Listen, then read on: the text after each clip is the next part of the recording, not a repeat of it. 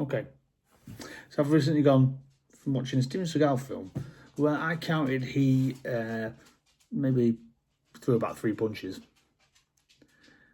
to watching one of the most quite devastatingly films that I've seen in years. Yeah, I think you'd say that this was quite a mixed bag of recent watches.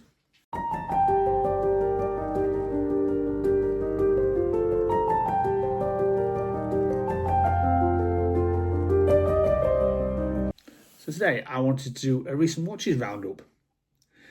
So I thought I'd run through some of the films that I've been watching and logged on Letterboxd recently.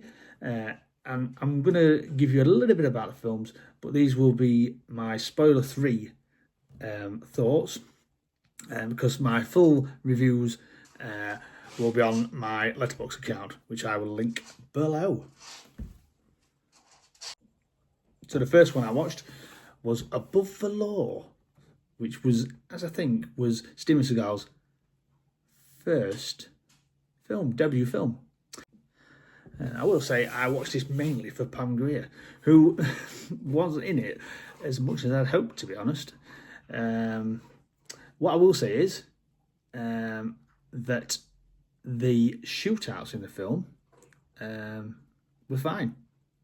I quite enjoyed them, actually. I think, you can probably see how he developed into, Under Siege and that kind of thing.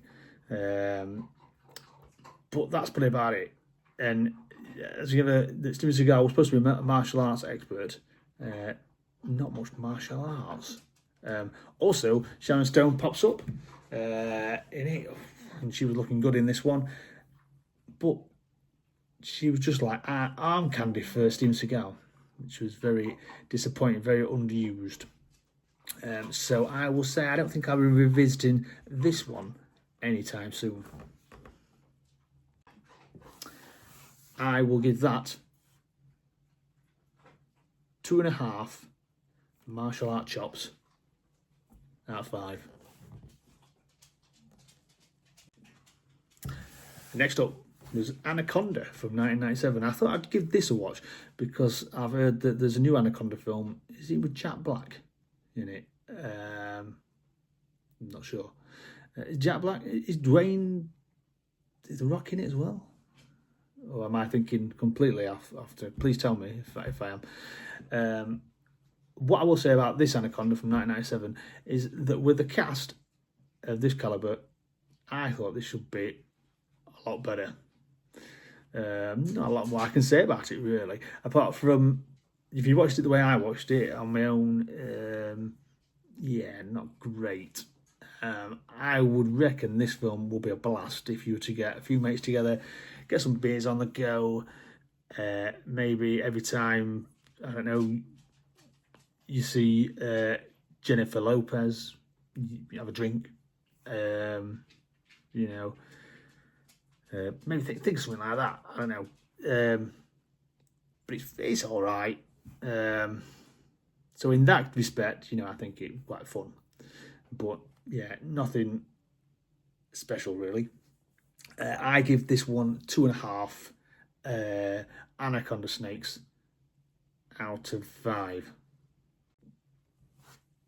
So next up, guys and girls and whoever watches Oompa Loompas, was The House with a Clock in the Walls from 2018, which I believe is an Eli Roth film. Bit of a departure, I think, from his kind of films he usually do. But yeah, I'm really not really disappointed with the film. I was just disappointed with this because I'd heard lots of positive things about it, and I just couldn't get on with it. I couldn't get into the tone of it. I really liked Jack Black, and I thought he was really enjoyable in it.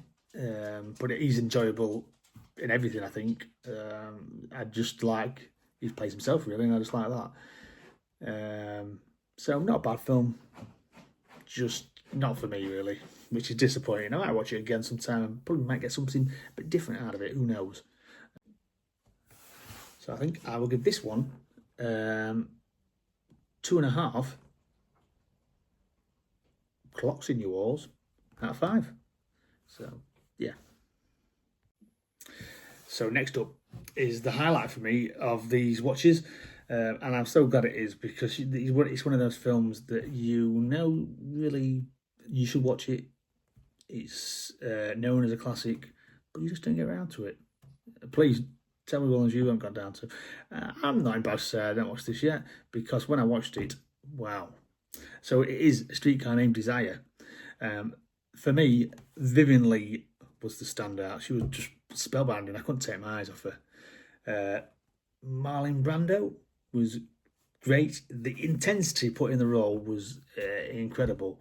And yeah, but for me, Vivian Leigh, and I think she probably doesn't get taught enough. Well, she did win the Oscar for it, so obviously. But when people talk about A Streetcar Named Desire, they always talk about Marlon Brando, or is that just me?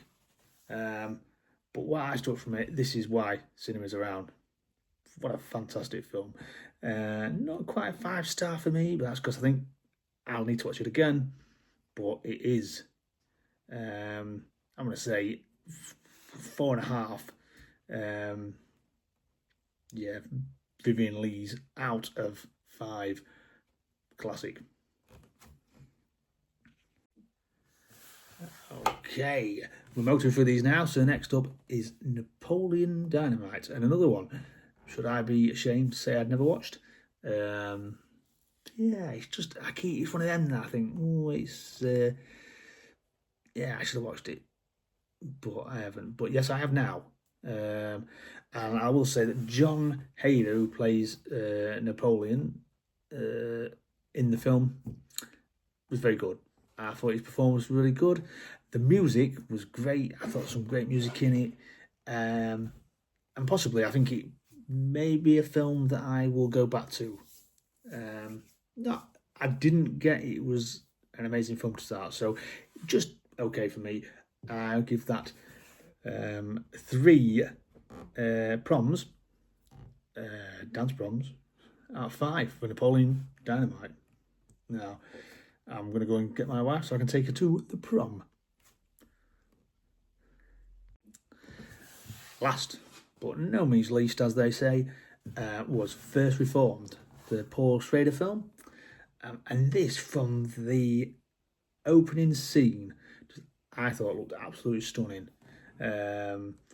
It opens up on a shot of the church, and it zooms in on the door. And from that point, yeah, it just looked gorgeous throughout. Obviously, the atmosphere of this film is, you feel it throughout, and I think that's really where the film shines.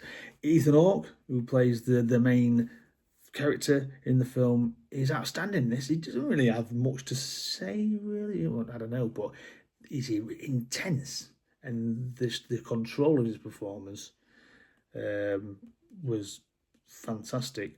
And it also co-starred Amanda Seyfried,